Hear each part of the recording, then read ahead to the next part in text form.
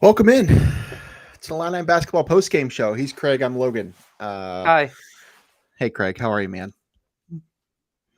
Dandy. Dandy? That's great. That's great. Illinois goes on the road and loses at Maryland. 71-66 was the final. Plenty of things to talk about. We'll get into it here quickly. As always, if you're new, thanks for joining us. If you're not new, welcome back. Like, share, subscribe. If you're on YouTube, go ahead and hit a like. Get in the comments section. We will be monitoring the comment section and getting you guys involved with your questions, comments, concerns, anything like that. Like, share, and subscribe, as I said, on the YouTube page. If you're watching on Twitter, welcome. Head on over to YouTube too if you haven't done that as well, and join the conversation there. So he is Craig Choate. I'm Logan Lee, and we are from No One Asked Us. All right, let's just get this thing started. I will be honest. This game was.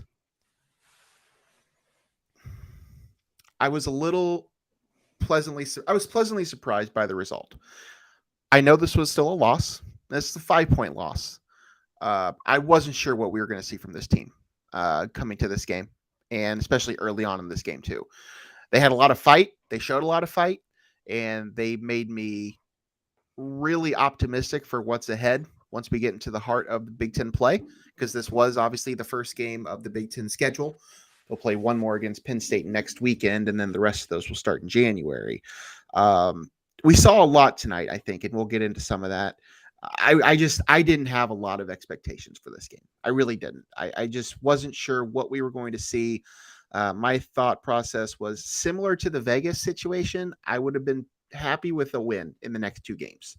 I wasn't sure if we were going to get it, and I'm still not sure we're going to get it because I'm not sure that's going to happen on Tuesday either. But they did show a lot of fight, so I think there's something to take away from that for sure. 71-66 is the final. Craig, opening thoughts from you. How do you feel? I had this thought. I was actually in Champaign today for work, and I had this thought during the drive, thinking about the game tonight. And I expected a loss. And then immediately after I kind of realized that that's what I was expecting, I was like, honestly, it feels so nice to be in a situation where we can expect a loss and it not change our outlook of the season. Yeah. Does that make sense? No, I From agree. 2014 to 2019, I think every Illinois fan was like, we have to win these games. We have to win this game. If we want to make the tournament, we have to win these games. But the program's in a place where that's not necessarily true anymore. You can afford to lose games like this. Brad Underwood has never won a game at Maryland. No, and that is why I expected a loss, is because Illinois has never played well there. Illinois has never played Maryland well in general, even in Champaign. Maryland's the kryptonite. Maryland is the kryptonite, and Maryland came in super hot, one of the hottest teams in the country. Not saying Illinois hasn't been playing well, but it was the recipe for a loss, and I think it was a good loss. It was a good test. It was a good way for the freshmen to get their feet wet because they looked atrocious for the most part. First experience in a hostile, true road environment, and could this kind of equate to the Indiana? Not equate to the Indiana football loss because Indiana was a trash football team. Maryland's a pretty good basketball team, but a loss early in the season that propels you later in the season. I think it could do a lot of good for specifically Jaden Epps, Ty Rogers specifically, because both of them looked pretty bad tonight. Yeah, no, I agree. I think it is something that you do build off of. As we said, Brad Underwood has never won in that building. And this is an Illinois program that has won a Big Ten title or been a number one overall seed in the tournament the last two seasons. So clearly it's not a requirement that you go in and win this game. But as I said at the top of the show, I think they showed a lot of fight, and I think that really goes a long way because this team was dead in the water in the first half. And I don't know what clicked. Things seemed to change when Terrence Shannon broke his face. I don't know what happened there, but things kind of turned the corner for him. But you know I what? said this game. I said, "quote This game's over," when it was 55-45, and I think they tied the game at 57. Yeah, Like they went on a 12-2 yeah. run from there. Um, and that's number one. That's the no, I didn't put it number one. I put it as my good. So coming up in our rundown, Yeah, I put this we'll as get my there. good. But We'll yeah, get there. Go over some of the stats real quick from the Illinois side. Terrence Shannon, the leader in points for the Illini. Did he lead all scorers? No, he did not. no. He did, yeah. Terrence Shannon, 19.7 rebounds, 3 assists. Coleman Hawkins, 16.7 boards, 4 blocks. RJ Melendez, 13.7 rebounds, 2 blocks, and 3 steals. RJ had a pretty nice game. Those are the only 3 Illini in double figures. The next highest scorer was Dane Danger, who took a while to get going. But he finally scored some points down the stretch. He had 8 points and 5 rebounds. That was pretty much all the production from the Illini, and we'll get to that in a second. We'll go to the key 3. First thing here, Maryland controlled this thing from the beginning. The Maryland crowd was an absolute ruckus, for better and for worse. I think we can talk about some of the negatives too from the crowd. I don't know that was worthy of putting it as my bad, but there was some dirty language coming from that student section. But no, Maryland controlled the strength from the very beginning. The fact that Illinois was even that they even tied this game as late as it was, and that it was only a 5-point finish, I think says a lot about the way the team fought, because Maryland really controlled the game from the get-go. Oh, sorry. Yeah. Yes. Are you monitoring your social media? Or? Well, Deion Sanders is taking the Colorado job, so I was kind of. Craig, we're not here to break news, man. Okay. Maryland controlled from the tip. Wow. Yes. And I like I said in my first thought, that I expected that. I mean, they were hyped up for this game. There was a near sellout, SVP in the crowd. I mean, if you watched the game, you saw all the people. Gary Williams back in the house, Mike Loxley in there, their Gold Rush. I mean, it was the recipe for a hostile environment, and that really rattled Illinois to start, I think. And second half they came out and they battled it well and came back and tied the game. Did we ever take the lead? I don't think Illinois ever led this game. If they did, it was very brief. We led early because we were up 14 11 early, but never got the lead back after that. That was the last lead. So, yeah, I mean, it was hostile. It was good for the team, but yeah, Maryland brought it. They Hummel said on the broadcast how raucous it was, and it definitely impacted the game. Yeah, it was. I mean, that was the first real road test for this team, and as young as this team is, it was good that they saw it, because they're going to get a lot more games like that as we get into this Big Ten schedule. Speaking of some of those young guys, the bench production tonight, as I mentioned, Illinois had basically 3 guys do most of the scoring. And those are the 3 most veteran players on this team, shy of maybe one other one. The Illini bench tonight scored all of 10 points. Not really what you want. What was how many points did Maryland's bench score? They only had 8. So the differential wasn't all that great. But regardless, 10 points from the bench. That's not ideal. But again, a lot of those are the freshmen who we've talked about did not look great. You could tell that they were freshmen played in their first true road Big Ten test today, because they looked the part. The absolute zero. I mean, there was zero production from the bench. Yeah, Sincere Harris was not healthy. He had a limp. Noticeable limp. He only played 5 minutes. Jaden Epps was in foul trouble from the time he set foot on the court. He had 3 fouls in this. I think he had 3 fouls in 4 minutes of play in the first half, maybe. And so he only had 10 minutes total. And Ty Rogers just I expected a lot more from him. He's not contributing much of anything to this team right now. 9 minutes. The only stat he has 1 rebound and 1 assist, and he missed 1 shot. Just non-existent from Ty Rodgers. So Danger is the only suitable bench piece. Not just today. Well, I guess today, yes, because Today, Epps yes. and Jaden has, Sincere have been playing well. yeah. But today it was a 6-man rotation, and you just can't have that. Yeah. You can't have that on the road in the Big Ten. It was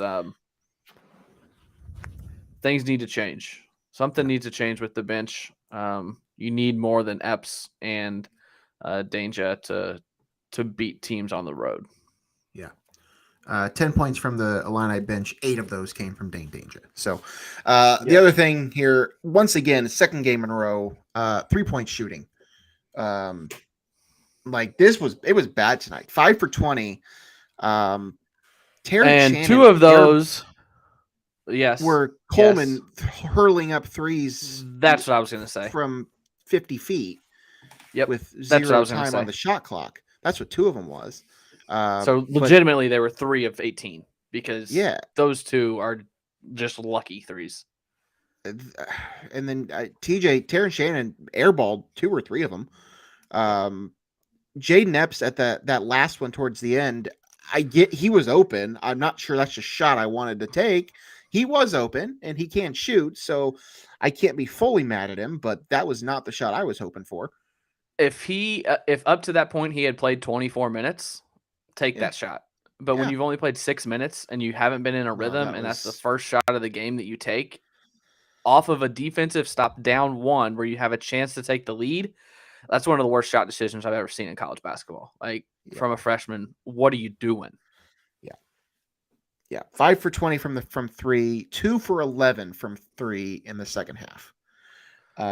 Not what you want. Again, second game in a row where 3-point shots was an Achilles heel for this team. And I'm not going to sit here and say that they can't get that figured out, but I think we've known that from the beginning, that this is not a team full of shooters. There are guys that can do it. We've seen Coleman do it. We've seen Terrence Shannon do it. I know RJ can do it. I know Jaden Epps can do it.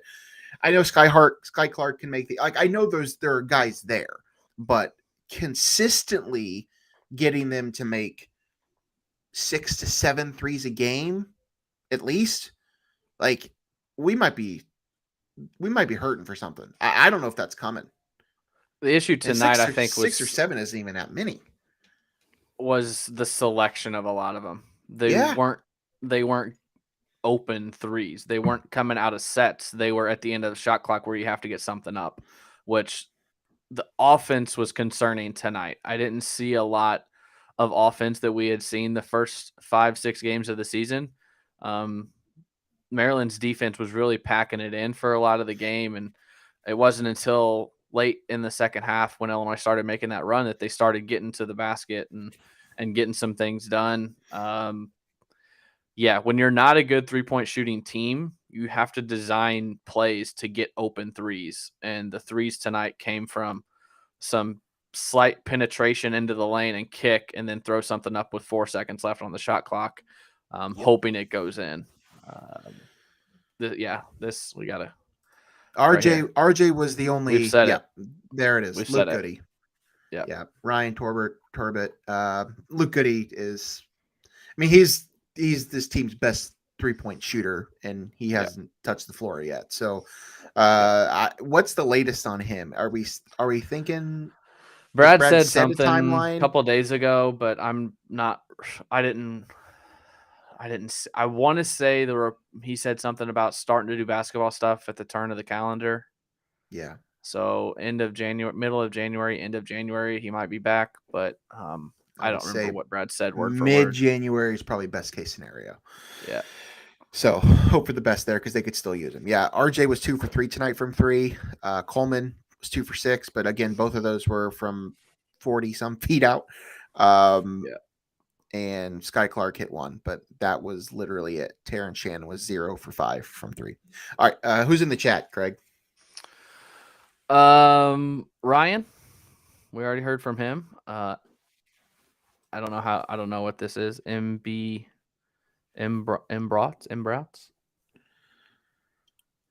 Offense Yep. plays that Often. would have taken lead or exactly what is wrong. There's no go-to guy. Yeah. I mean, Yep. Terrence Shannon Jr. is that, but he was obviously not 100% after the beating he took today. No. So, yeah, there's no Io. There's no Trent that you can trust with the ball in their hands yet. No. Um, I mean, it is Terrence Shannon, but he wasn't at his best tonight. I was thinking when everything's clicking, Illinois' got a pretty good 1-2 punch with Terrence and Coleman, but not everything was clicking tonight, especially from Terrence. I say that, but he still had 19 points. So Yeah. clearly he was doing some things right. He was 5 or 6 from the free throw line. He attacks the basket well. He gets in there for offensive rebounds. He does a lot of good things. But this team doesn't seem to have quite that Io or that Trent Frazier like we've had in the past. I think it will be him, but I don't think we're quite there yet with him. So he's never really had to be that guy either. So we're asking, I think he's capable of it, but anything else in the chat you want to go to before we move on? Yeah, just a little motivation for you here, Logan, from Purple Matter. And all forget about what happened yesterday and stop worrying about tomorrow and be thankful for the gift God gave you on this fine day. That is beautiful. That's really what I needed after this. So whoever you are, wherever you're coming from, whatever bot you might be, thank you. Thank you for that. Brad is in Postgame right now, I guess, and said, quote, "This one will eat me up," end quote, because he didn't sub out Dane, so they couldn't 5-way switch on the last 3. So the reason they got that 3, which is the one thing you can't have in that possession, yep, because that makes it a 2-possession game, is you can't have a 3 there, but they left Dane in, so they couldn't switch that ball screen. I think Shannon went under it and left Young wide open. And I mean, as soon as they set the screen, I started screaming no, because I knew it was going to happen. There was no way he was missing that shot. Yeah, nope. I'm with you. All right. Who's your everyday guy of the game? I'm Terrence Shannon. I mean, he went through a 12-round boxing match tonight and was the leading scorer and was trying to make as many plays as he could. I think the missed dunk that they didn't call a foul and they gave Maryland the ball could have been a huge momentum shifter. Didn't go Illinois' way, but I think he just battled. He played, how many minutes did he play?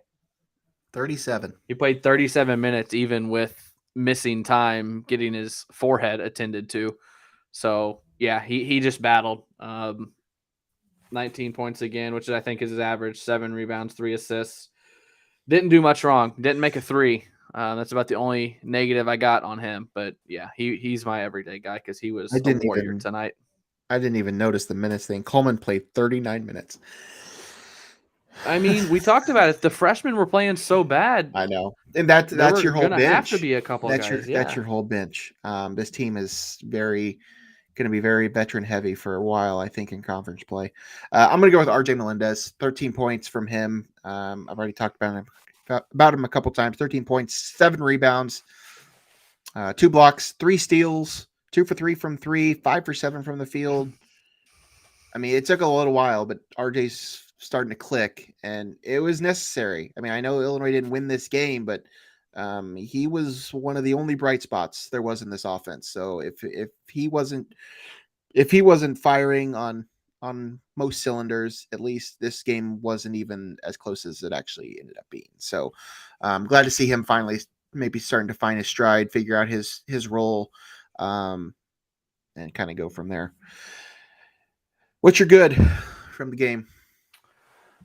Just being able to come back in that environment and fighting through the adversity of the crowd and the first road game for these 5 freshmen. I called Dane Danger a freshman. Brad called Dane Danger a freshman on the radio. 5 freshmen playing in their first true Big Ten road game. One of them a starter. 2 of them did not play well. Like I said earlier, it was a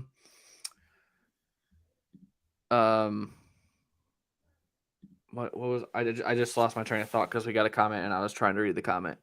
Yeah, just the fight. It was a hostile environment on the road in the Big Ten, and I was just it was a 10-point game, 55-45, and I said this game's over. And then they came back and they tied it and had the chance to take the lead and battled till the end. I mean, both of the Illinois losses this season, they have the lead against Virginia at the under 4? They did. I think so. Yeah. I think they had the lead, and this one they were tied at the under 4, and you just couldn't pull them out. And it's a young team. It's gonna come, but right now it's a good loss, a learning experience. So I was happy with the fight and happy with the comeback. And you're good? Or you bad? Was not impressed with the defense. Yeah. We touched on the 3-point shooting, but I was not impressed with the defense.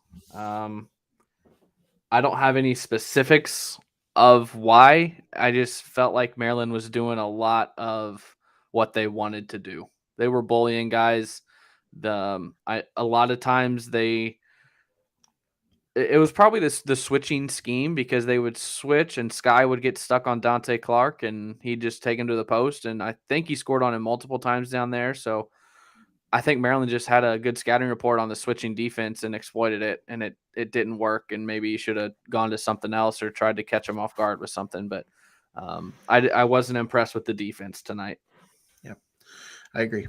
For me, the veterans for the most part, 3 out of 4 ain't bad, I guess. Stepped up, really could have used the 4th. Matthew Myers still non-existent on this team, but your 3 leading scorers are all your most experienced players for the most part. So it was nice that, the 3 of them stepped up here because obviously for my bad, the freshmen weren't there. Sky Clark at least scored 6 points, showed up a little bit. He still looks confident. He looked confident the whole game. But we already talked about this? Sky Clark. Sky, yeah. I mean, Jaden got into foul trouble as soon as he stepped on the court. Sincere was not healthy, and you could tell that.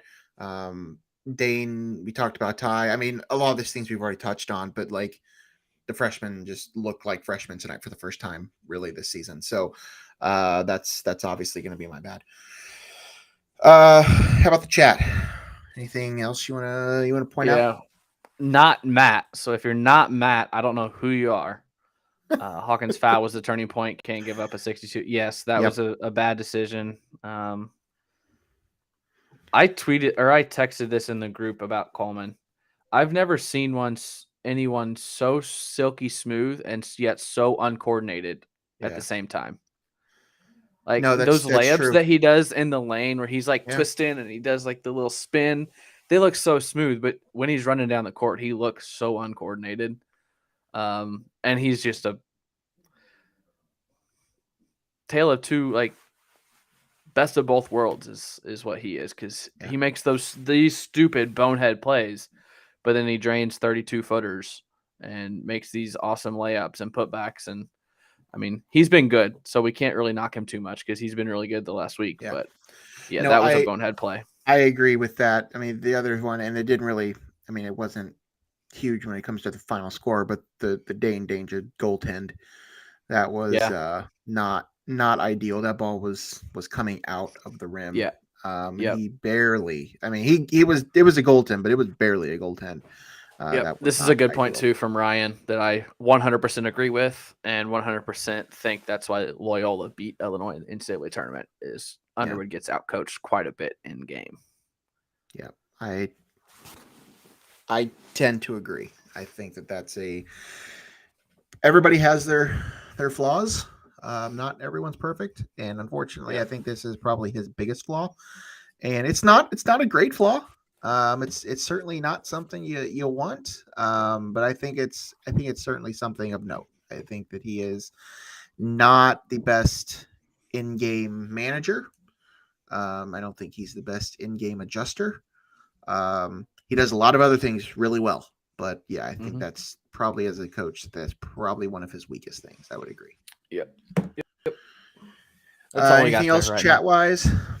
We got one more that's coming with what we talk about next. All right, yeah. Well, next is Texas. Texas is the number 2 team That's in the an easy country. win, right? Yeah, easy win for sure. Yeah, Illinois heads to the Jimmy V Classic at Madison Square Garden on Tuesday night.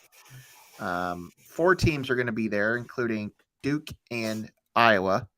But Illinois gets the Longhorns, a Longhorn team that is playing very, very well. Just last night, they beat Creighton. I believe, was that in Omaha or was that in Austin? Austin. Okay.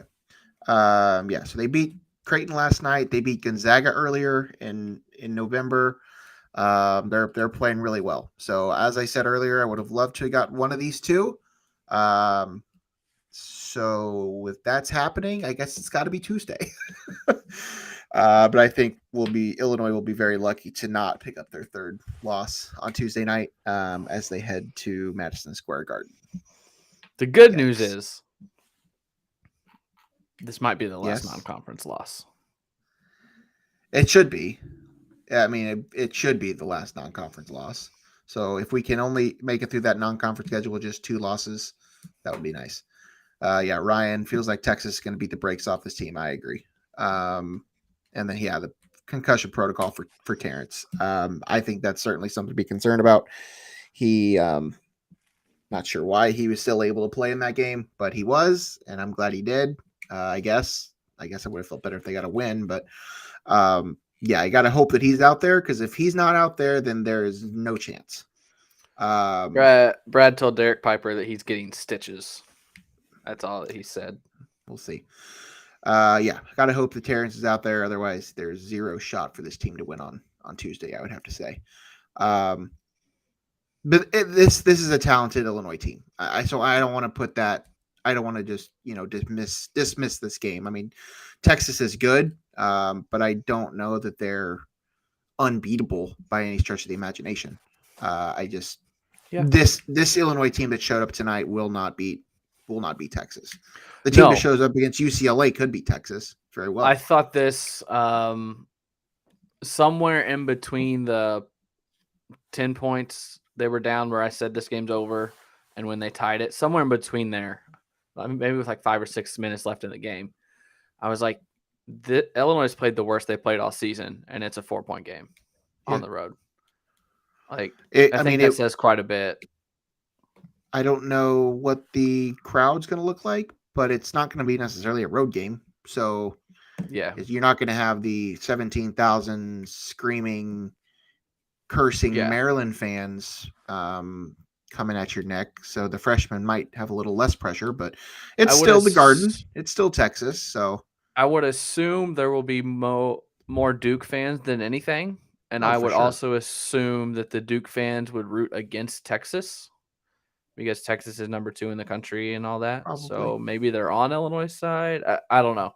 I would expect there to be more Duke and Illinois fans than the other two. So there will be a lot of orange. Not so much a road game. Another tournament, another thing, another game where there will be a lot of orange in the stands. My OCD is kicking in that my windbreaker is a different shade of orange than our background. Yeah. It's a little bit of my OCD here. Should probably get that fixed. I didn't even go Illinois tonight. I went Lion King. I wear Illinois every game day. So I know. Most post-game shows you will see me in Illinois gear. I'm aware. Sometimes I match your energy, but unless I am super pissed off that they lost, because then I'll take it off between the end of the game and the start of the post-game. I did that last year a couple times. Yeah, I remember. All right. Yeah, that's coming up Tuesday night. Duke or Texas, Madison Square Garden, Jimmy V Classic. Tip-off is 6 o'clock Central Time, 8 o'clock or 7 o'clock Eastern Time on ESPN. Anything else, Craig? No, I'm tired. What's going to ruin your night more? Illinois losing this game or Ohio State making the playoff? I want Ohio State to make the playoff. As USC is getting their butt kicked against Utah. I want Ohio State in. Over USC? You've been very much adamant for USC making the playoff. Yeah, but if Ohio State makes the college football playoff, Penn State goes to the Rose Bowl, and that opens up another spot for a Big Ten team to get a better bowl. So Wow. Illinois could get a better Okay. bowl by Sure. Ohio State and Michigan being in the playoff. All right. That's one way to look at it. See you in Orlando or Tampa See ya. or Nashville. I'm not going. All right. That's going to do it for us. He's Craig. I'm Logan.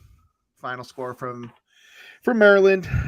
Terrapin 71, Illini 66. We will be back for a regular show on Monday, and then we'll do another post-game show after the Texas game on Tuesday night. Until then, ILL.